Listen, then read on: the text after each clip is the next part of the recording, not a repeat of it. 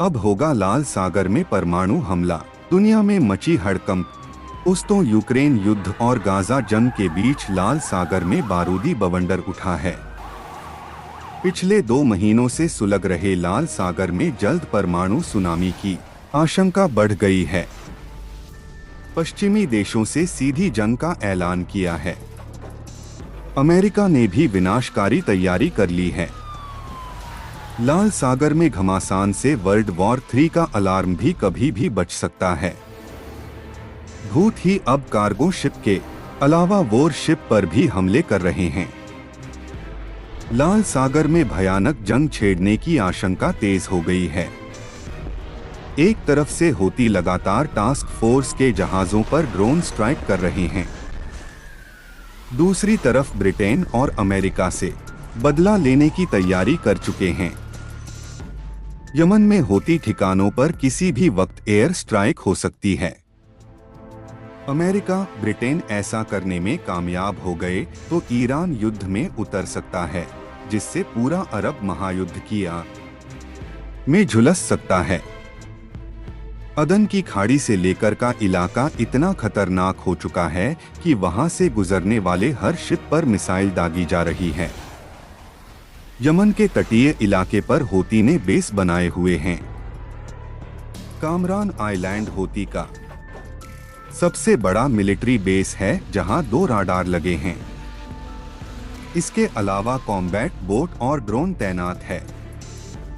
यही वजह है कि यहां टास्क फोर्स में शामिल युद्धपोत सबसे ज्यादा गश्त लगा रहे हैं। लेकिन निगाहें रखने के बाद भी के हमले नहीं रुक रहे हैं। उसने ब्रिटेन के जहाज के अलावा 3 दिन पहले अमेरिका के USS कार्नी पर भी हमला किया था। यानी अमेरिका और ब्रिटेन के जहाजों को निशाना बना रहे हैं। ब्रिटेन के रक्षा मंत्री ताया की लाल सागर में तैयारी पूरी है। उनके युद्धपोत हर हमले का जवाब देने के लिए तैयार हैं। के खात्मे का वक्त आ चुका है। हमारी टास्क फोर्स ने निर्भीकता से मुकाबला करने में सक्षम है। जरूरत पड़ने यमन में घुसकर हूती ठिकानों को तहस नहस भी कर सकते हैं। इसके अलावा पेंटागन की तरफ से हमले करने का ऑर्डर टास्क फोर्स को दे दिया गया है, लेकिन हमने उसी शर्त पे किया जा सकते हैं जब हूती की तरफ से हमले हो। दरअसल ब्रिटेन और अमेरिका को इसलिए फ्रंट फुट पर आना पड़ रहा है क्योंकि हूती ने महीने में ही 60 बार हमले की कोशिश की, जिसमें से अधिकतर को टास्क फोर्स ने नाकाम कर दिया क्योंकि टास्क फोर्स में शामिल से एयरक्राफ्ट हूती ठिकानों के एकदम पास जा पहुंचे थे। टाइफून जेट्स ने हूती के 8 ठिकानों पर बम दागे थे और जेट सुरक्षित भी लौट आई थी।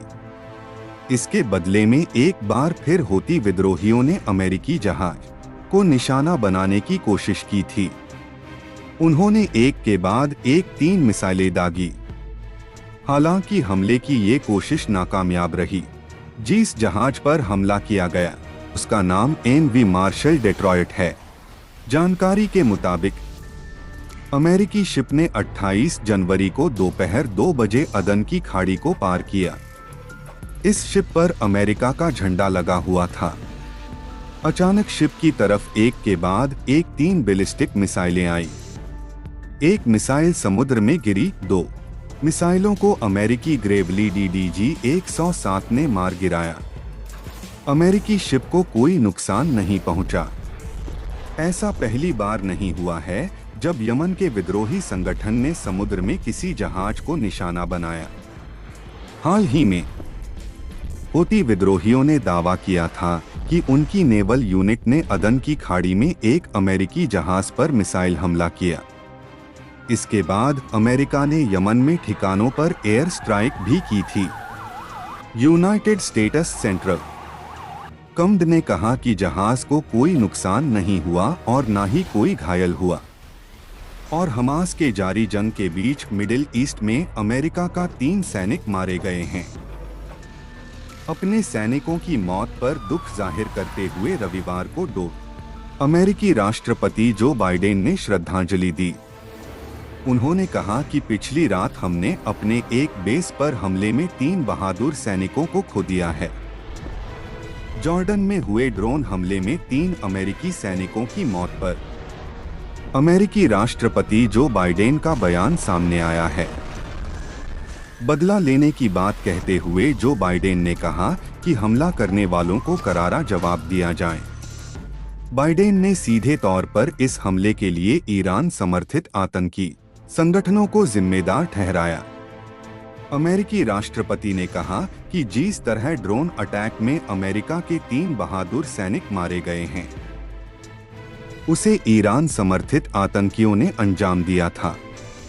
बताया जा रहा है कि जॉर्डन में जिस क्षेत्र में यूएस आउटपोस्ट पर हमले हुए हैं, उसके सीमा सीरिया से लगती है। सीमा क्षेत्र में टावर 22 पर ड्रोन अटैक हुआ है, जिसमें अमेरिकी सैनिक मारे गए। का दावा है कि ड्रोन हमले को ईरान समर्थित हथियारबंद समूह ने अंजाम दिया है और हमला सीरिया से किया गया था। उत्तर पूर्वी जॉर्डन में किए गए हमले में 3 सैनिकों के मारे जाने के अलावा कम से कम 25 सुरक्षाकर्मी घायल हुए हैं। एयरबेस को भी बड़ा नुकसान हुआ है। अमेरिका ने भी इस बारे में कुछ स्पष्ट नहीं किया है कि आखिर सैन्य बेस पर तैनात एयर डिफेंस सिस्टम ड्रोन को रोकने में कैसे विफल हो गया। ऐसा पहली बार है जब जॉर्डन में अमेरिकी सैन्य ठिकाने पर हमला किया गया। 17 अक्टूबर से अमेरिका और सहयोगी सेना ईरान समर्थित समूहों के खिलाफ मोर्चा खोले हुए हैं। अमेरिका मीडिया रिपोर्ट्स के मुताबिक अमेरिकी और सहयोगी देशों के सैन्य बेस पर इराक, सीरिया में कमोबेश 158 हमले किए गए हैं। इन हमलों में मिसाइल, रॉकेट्स और ड्रोन का इस्तेमाल किया गया है। हमले में बड़ी संख्या में अमेरिकी सैनिक घायल भी हुए हैं और सैन्य ठिकानों को बड़ा नुकसान भी उठाना पड़ा है। दोस्तों, लाल सागर के कारण खाड़ी युद्ध जैसे हालात बन गए हैं। इधर इजरायल, अमेरिका और ब्रिटेन की खेमेबंदी है। उधर रूस चीन के समर्थन से ईरान और अमेरिका को धमकी दी है। तुर्की ने भी कहा है कि अमेरिका ने लाल सागर को जंग का मैदान बना दिया है।